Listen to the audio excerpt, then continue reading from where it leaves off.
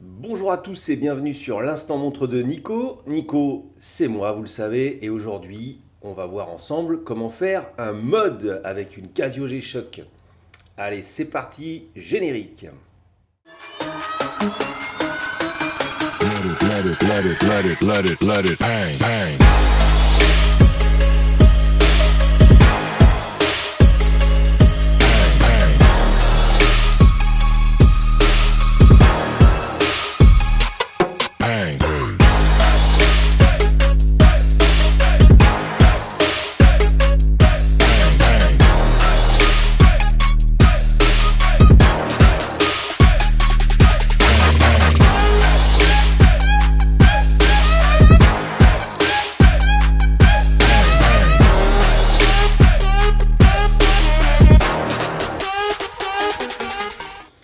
Alors d'abord, avant de commencer à faire ce mode, je vais vous parler un petit peu de Casio et des G-Shock, puisqu'ils ont quand même une histoire un petit peu assez sympa à raconter. G-Shock, c'est une gamme de montres japonaises fondée par Casio à partir des années 1980, notamment 1983.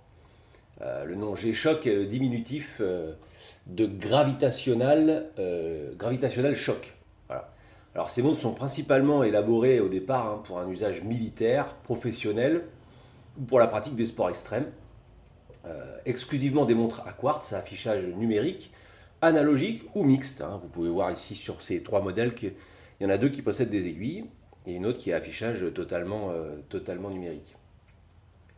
Donc la première G-Shock, en fait, pour la petite histoire, c'est celle qui se rapproche le plus, c'est celle-ci en fait, la noire, la DW5610, puisque c'est celle qui lui rend le plus hommage, a été conçue par deux ingénieurs de chez Casio, Kikuo Ibe et Yuichi Masuda. Voilà, avec l'accent en plus, c'est top.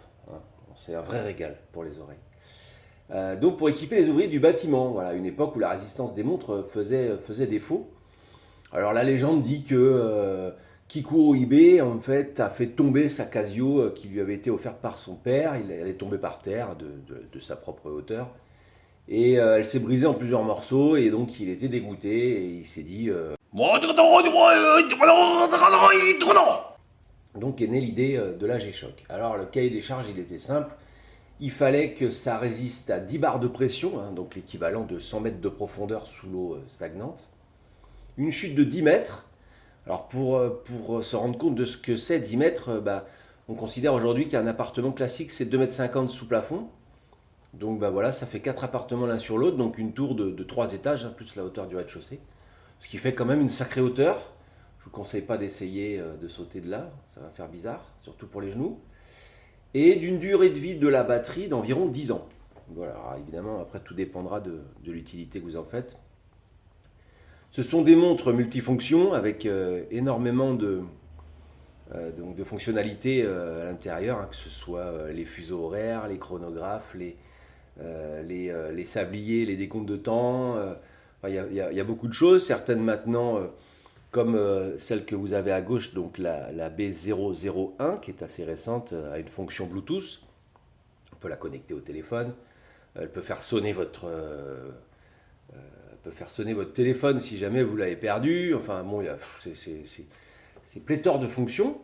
La 5610, donc la noire, a elle une fonction solaire, donc elle se recharge au soleil. Et elle est aussi radiopilotée, donc elle se met automatiquement à l'heure en fonction du signal satellite qu'elle capte, quel que soit le pays où elle se situe. Donc voilà, vous n'avez même pas besoin de la toucher. Dès que vous sortez de l'avion, elle se remet à l'heure. Et ça, c'est top. Donc voilà pour globalement le topo sur G-Shock. Maintenant, je vais vous expliquer ce qu'on va faire et avec laquelle on va travailler. Alors je vous en avais un petit peu parlé vite fait dans la précédente vidéo, la vidéo sur les 5 montres pour un budget d'environ 1000 euros. J'avais cité notamment cette 5610 comme une montre outil, comme la montre à tout faire, indispensable parmi les 5 catégories de montres à posséder dans sa collection. Pour moi, ça reste voilà, un indispensable, comme on le disait. C'est une montre à tout faire, c'est la montre qu'on utilise quand on ne sait pas trop quoi porter, quand on a peur d'abîmer une jolie montre. On met la Casio G-Shock et il n'y a pas de souci, on ne craint rien avec ça, ça résiste à tout. Pour info, la pionnière, hein, la toute première sortie, donc, dont la 5610 ici présente rappelle un petit peu l'origine, est passée sous un camion de 25 tonnes quand même, hein. Elle a résisté à la pression du poids du camion. Donc quand on dit que c'est résistant, c'est vraiment résistant. Et je vous avais vaguement parlé dans cette vidéo donc d'un mode avec un kit Titanium Virtual Armor. Alors voilà, c'est un modèle qui était sorti, je vais vous mettre l'image, si je ne dis pas de bêtises, en 2021. Je vais mettre la vignette, que vous puissiez voir à quoi ça ressemble. Depuis, il y a un autre modèle qui est sorti l'année dernière en 2022 et un nouveau modèle cette année en 2023, qui sont des montres donc titanium, full metal. G-Shock aussi, hein, avec multifonction. Mais ce sont des montres d'un certain standing, puisque là, on est dans les catégories premium de chez G-Shock. Et c'est des montres à plus de 1000 euros, plus de 1600 euros, voire même 2000. Certaines dépassaient les 2000 euros, je crois, l'année dernière, sur le modèle 2022. Donc, c'est des montres qui sont tout bonnement, j'estime, voilà, pas abordables clairement pour le commun des mortels. Et clairement pas pour ma bourse non plus, hein. Si j'avais 2000 euros à mettre dans une montre, je ne les mettrais certainement pas dans une G-Shock. Mon amour, si tu regardes cette vidéo, c'est une Maurice Lacroix Icon, qui s'en rapproche fortement, en tout cas esthétiquement. Et je dois cette excellente idée à l'ami Jean-Charles de la chaîne Moonwatch, que je vous conseille. Le bonhomme est vraiment super sympa à écouter, à regarder. Très drôle. Il a une vision de l'horlogerie moderne que je trouve très juste. Il a toujours les bons mots, il a les bonnes idées, il fait de très bonnes vidéos. Je vous recommande vivement, vivement sa chaîne. Allez voir Moonwatch et vous n'en serez pas déçus. Voilà, donc c'est lui qui m'a filé le tuyau. Donc peut-être que certains d'entre vous ont déjà vu sa vidéo. Si vous ne l'avez pas vue, bah, vous pouvez aussi aller la voir. En tout cas, je m'en suis fortement inspiré puisque j'ai acheté la même 5610 que lui et j'ai commandé le même kit Titanium Virtual Armor qu'on va ensuite adapter à la montre dans la vidéo. Vous allez voir ça. À ceci près que lui avait payé la 5610 un petit peu plus cher et le kit beaucoup plus cher, puisque je crois qu'il avait payé le double. Moi, il m'est revenu sur AliExpress à 88 euros une fois que j'avais enlevé les bons de réduction, etc., etc. Donc, super affaire, puisque le tout me coûtera moins de 200 euros. Alors, c'est parti, on va voir ce qu'il y a dans ce kit. Je vais faire un petit peu la place, je vais enlever les autres. On va garder la 5610 et on va ouvrir ce kit. Allez. Alors pourquoi la 5610? C'est bien, c'est tout simple, c'est que par rapport aux précédentes véritables Titanium Virtual Armor qui sont précédemment sorties dans la gamme premium chez Casio G-Shock, c'est celle qui s'en rapproche le plus, hein. Voilà, elle est aussi multifonction, ces TVA, hein, Titanium Virtual Armor, sont toutes solaires, sont toutes radiopilotées, etc. Elles ont des fonctions Bluetooth que la 5610 n'a pas, mais personnellement, c'est pas ce qui m'intéressait le plus, d'autant que j'ai déjà la B001 qui a cette fonction-là, et très honnêtement, je ne m'en sers jamais. Donc voilà, c'est bien de l'avoir, mais si on ne l'a pas, c'est pas dramatique. Donc la 5610 s'en rapprochait le plus. En plus, je trouve que c'est une montre qui a une gueule folle.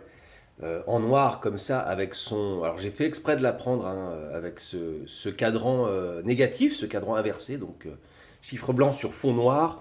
Alors ça fait sombre, hein, on est d'accord. Regardez un petit peu dès que je mets de la lumière, voilà, c'est beaucoup plus clair. On voit bien. Moi j'aime bien son côté discret, son côté stealth, comme disent les Anglais, son côté furtif. Bon, voilà, après c'est une affaire de goût, elle se trouve dans un coloris positif, avec cadran blanc et chiffre noir, pour ceux qui préfèrent. Mais vous allez voir qu'avec le kit Virtual Armor, ça va s'annoncer vraiment sympa. Alors voyons voir qu'est-ce qu'il y a dans ce kit. On va ouvrir la boîte. Tac, voilà, on va se débarrasser de ça et de ça. Alors c'est plutôt bien fait quand même pour le prix, parce que on a ici un tournevis plat ou cruciforme, je ne sais plus, l'un des deux. Il est cruciforme. On a ici un tournevis plat. Ici, on a un petit sachet avec des outils d'horloger, donc un chasse-pompe et enfin deux chasse-pompes en fait. Un chasse-goupille, pardon, et un chasse-pompe, alors équipé de la petite fourche, on va voir ça après, et du pointeau, ainsi que des pompes flash, donc là aussi c'est quand même super bien, et les 4 vis qui sont sur le côté de la montre, qu'on va devoir donc enlever, puisque sur le côté de la montre, elles sont blanches, Et nous, on veut du noir. Donc, ils fournissent aussi les 4 vis. Le kit est bien emballé, sous plastique, et le bracelet avec les mêmes marquages que sur la vraie la vraie Titanium Virtual Armor. Et bien, et la finition, sans le plastique, on voit mieux. Ça va vraiment rendre, mais super bien. Donc je vais vous faire grâce du déballage des plastiques. On va faire un petit cut dans la vidéo. Et puis on va passer au montage. Et puis on va voir ça. Allez, à tout de suite. Alors c'est parti. Je vais chausser donc mes lunettes de précision, de travail de précision. Ça c'est un outil qui est vraiment sympa, qui est pas cher. Je vous le présenterai prochainement dans une vidéo. Parce que ça va servir à tout le monde. Alors on va d'abord enlever le bracelet pour avoir plus de place. Il suffit d'aller chercher la pompe au fond. Si j'y arrive. Bon, l'outil est pas dingue, hein. Je me suis muni d'un autre. Le chasse-pompe là, il n'est pas fou. Voilà, ça y est, ça part. En voilà une. Voilà le bracelet. On va le mettre là. Pas perdre sa pompe. On va essayer le deuxième. Alors, viens là ma chérie. Hop. Ça part. Et voilà. Première étape, le bracelet. Deuxième étape, on va enlever donc cette partie-là, qui est la cage de protection, puisque ce qui nous intéresse, c'est de récupérer le module à l'intérieur. Voilà, hop, le cruci. Là, qui est plutôt pas mal, là, le cruciforme. Voilà, ça vient tout seul. L'outil est vraiment pas mal, je vais vraiment le garder celui-là. On va essayer de ne pas perdre les vis.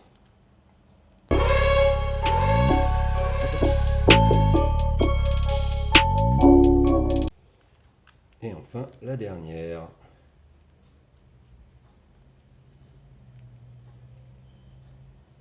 Et voilà. Il n'y a plus qu'à retirer tout ça. Alors c'est assez souple, hein, il suffit de faire pression. Et voilà, on récupère le module.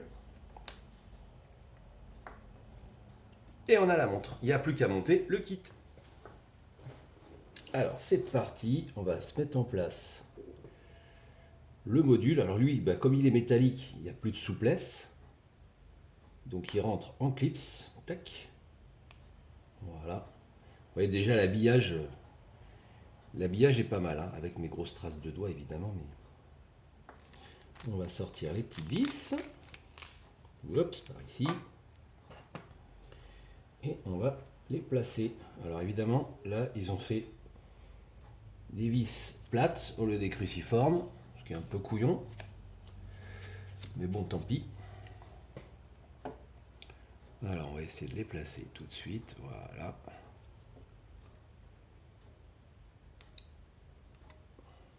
Les rentrer bien droite. Ça a l'air de se visser facilement. Mais avec le plat, c'est moins simple qu'avec le cruci.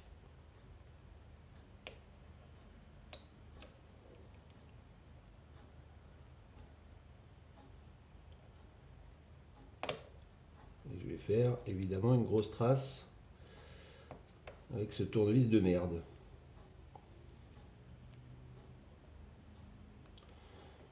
Celui-là, c'est de la merde. On va en faire un autre. Donc, à ne pas utiliser celui qui est donné avec parce que ça marque la vis. Il manque cruellement de rigidité.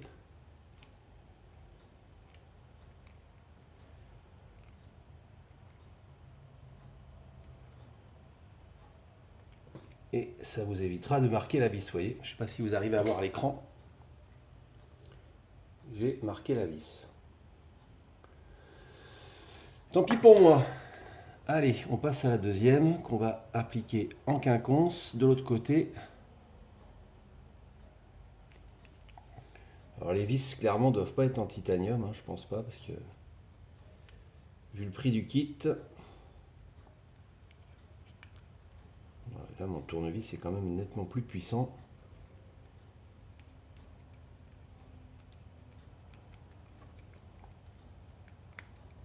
Oups.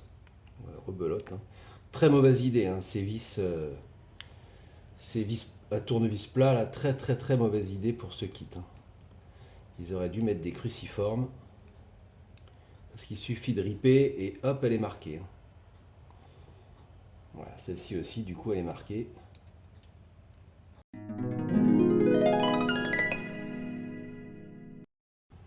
Bon, après, en soi, si vous voulez remettre les précédentes, c'est pas choquant vu que les poussoirs, de toute façon, ne sont pas noirs. Que les vis ne le soient pas non plus, à la limite, ça choquera personne.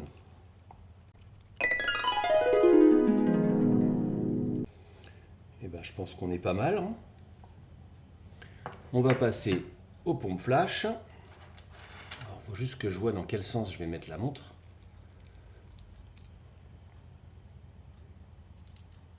Je ne sais jamais si c'est la boucle en bas ou en haut.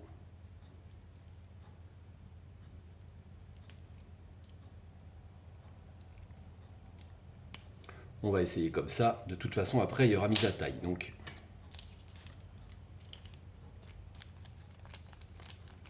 alors, ils en ont prévu 3. Donc, j'imagine que c'est au cas où on se foire sur une. C'est quand même bien pensé aussi. Hein.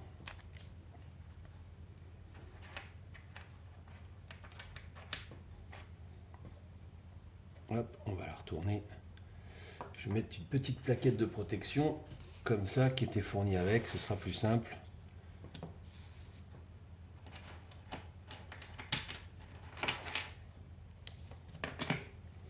Alors avec la pompe flash, ça devrait être beaucoup plus facile. Tac, ici.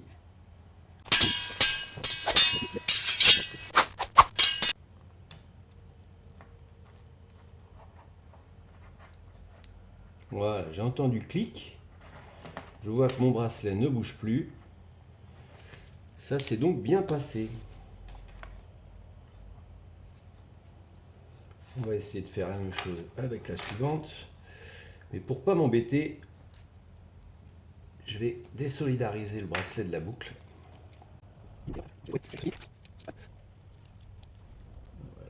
Oups. Et voilà, le travail est terminé. Donc regardez un petit peu cette gueule. Elle est juste à tomber. C'est plus du tout la même montre. Et on est vraiment hyper satisfait du résultat. Alors comme vous pouvez le voir, j'ai enlevé 6 maillons quand même, 3 de chaque côté. Et puis j'ai dû rééquilibrer la boucle parce qu'elle n'était pas centrée. Alors regardez au poignet ce que ça donne. Hop là, tac. C'est hyper confort, c'est ultra léger. J'ai pas l'impression d'avoir une montre en métal. Voilà, elle est fitée parfaite. Posée sur le poignet sans serrer, sans trop bouger, juste ce qu'il faut. Elle est géniale. Là, j'ai vraiment l'impression d'avoir une Titanium Virtual Armor. Bon, elle est un peu dégueulasse que j'ai mis mes doigts partout. Mais j'ai vraiment l'impression d'avoir une Titanium Virtual Armor.